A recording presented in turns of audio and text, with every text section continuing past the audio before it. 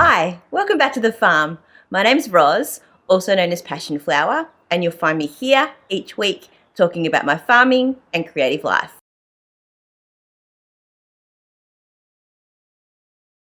I normally record on a Friday afternoon, but I didn't do that this week. Instead, I'm recording Saturday morning while it's still a little bit cool before it gets super hot again.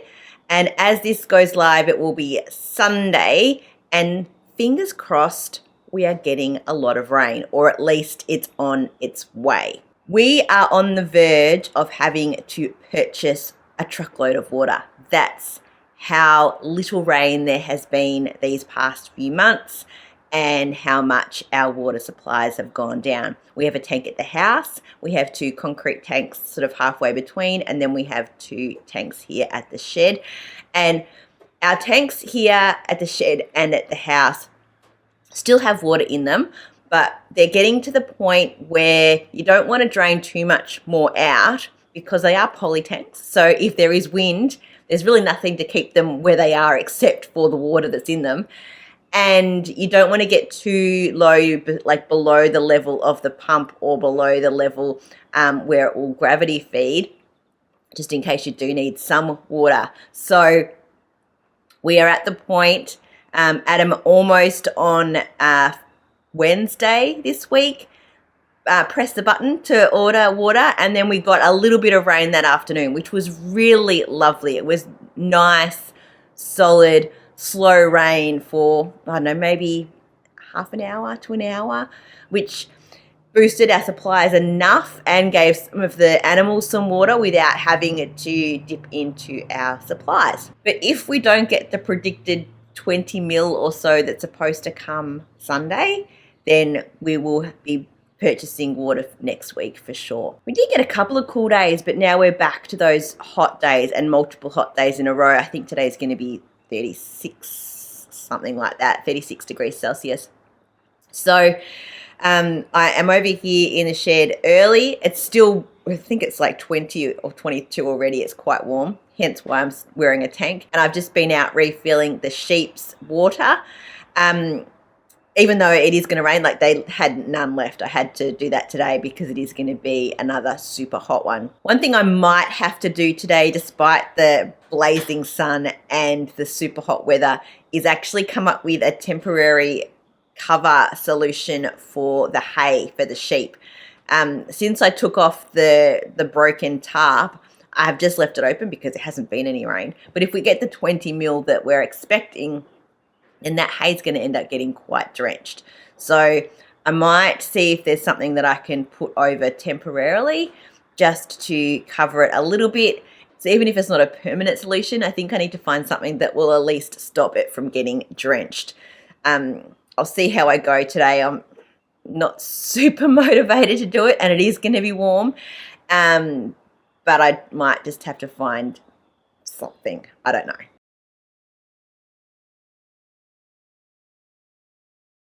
Carrying on from not having a lot of water, there won't be a lot of yarn dyeing happening for the time being either.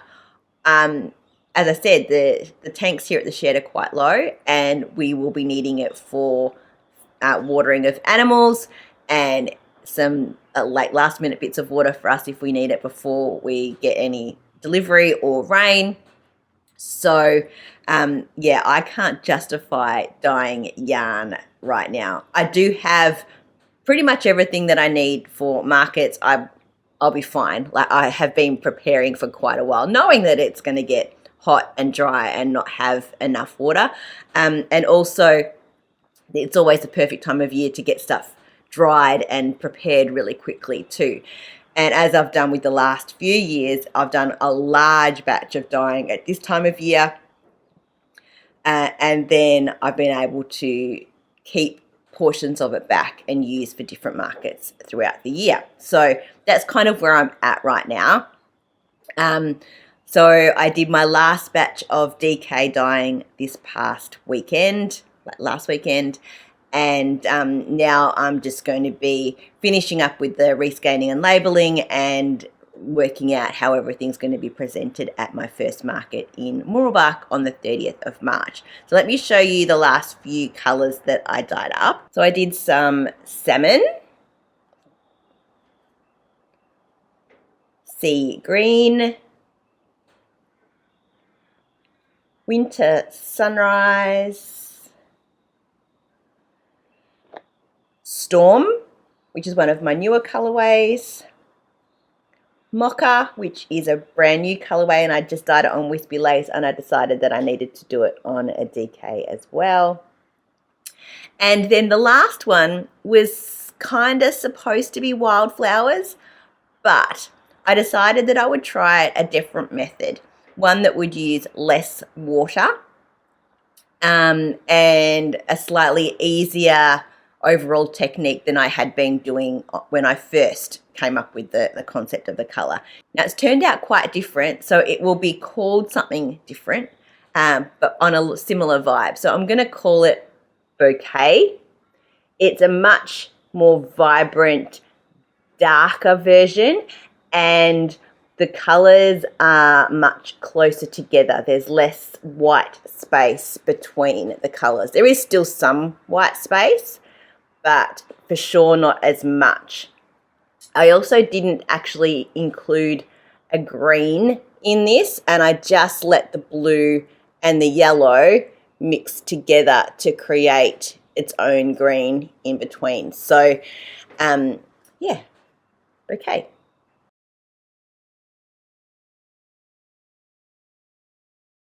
I'm only going to share with you the progress on the jumper for my sister this week. I have not knit on anything else, so all of my previous WIPs can be seen in older episodes, and when I'm back to working on those, I will show you my progress here.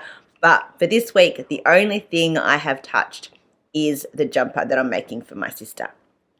So it is a combination of two jumper patterns that I'm kind of combining together to make up myself.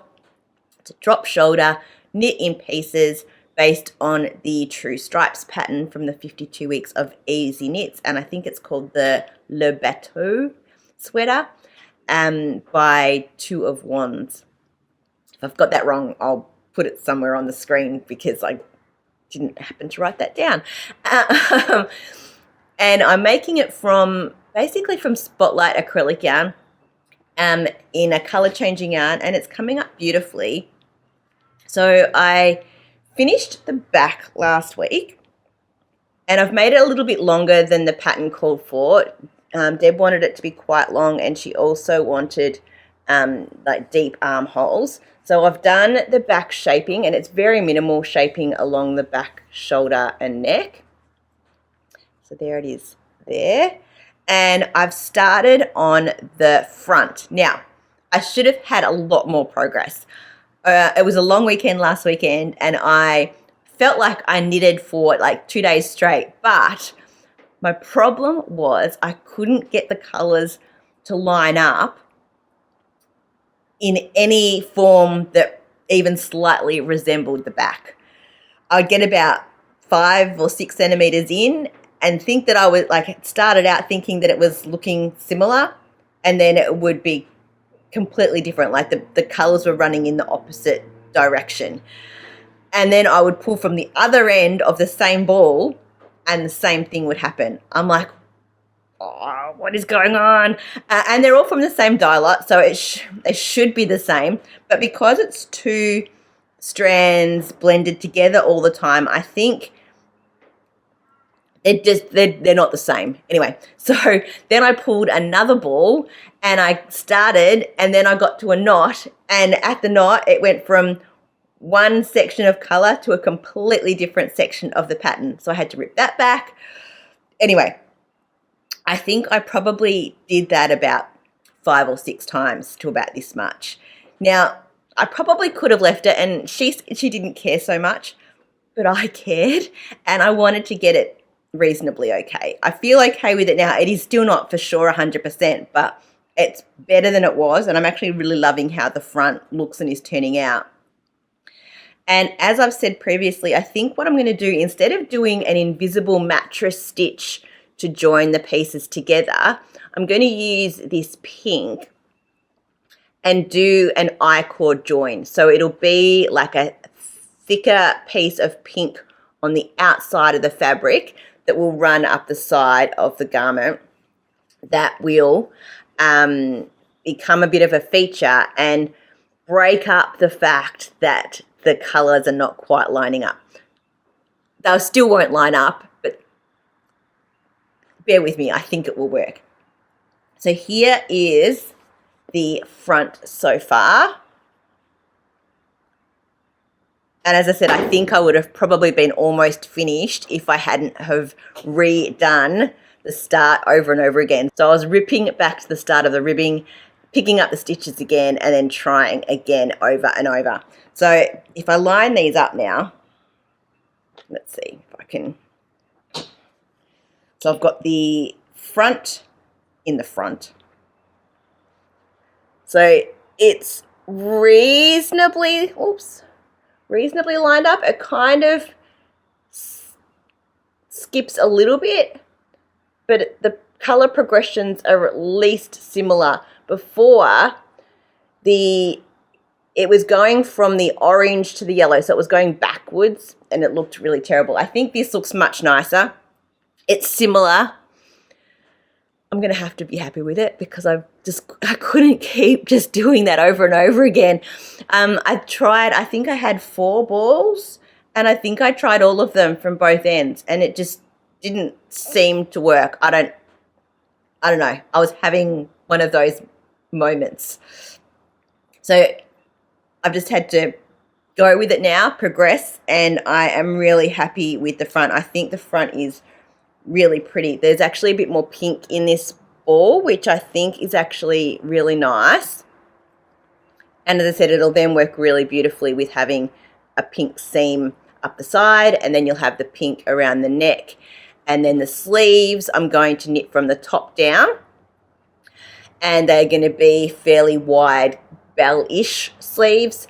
And I have some faux fur that I am going to put through the sleeves as well. And I think then maybe end with the pink, maybe not. It may just end with the faux fur on the end.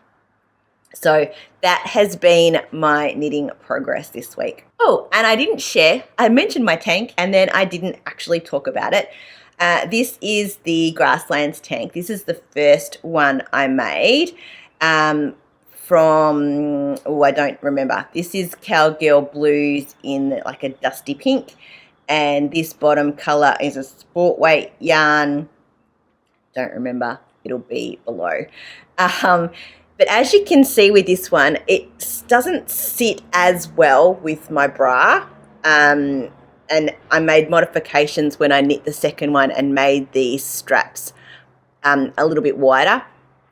And I think, not right now, but I think I actually may go back at some point and undo the bind off on this and just add maybe another centimetre of ribbing just to get that coverage, and so that sits. You can play around with it and then it covers, but if you move around too much, it just starts to show the bra strap. And look, it's fine. I'm probably mostly just going to be wearing it around the house anyway, so it doesn't really matter.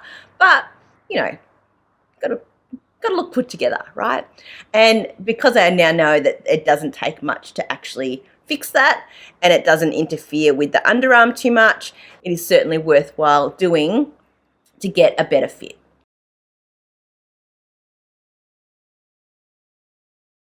Well, that's it for another week. Thanks for spending some time with me. If you're enjoying these videos, please give me a thumbs up and subscribe to my channel. I look forward to seeing you next week on the farm. Bye.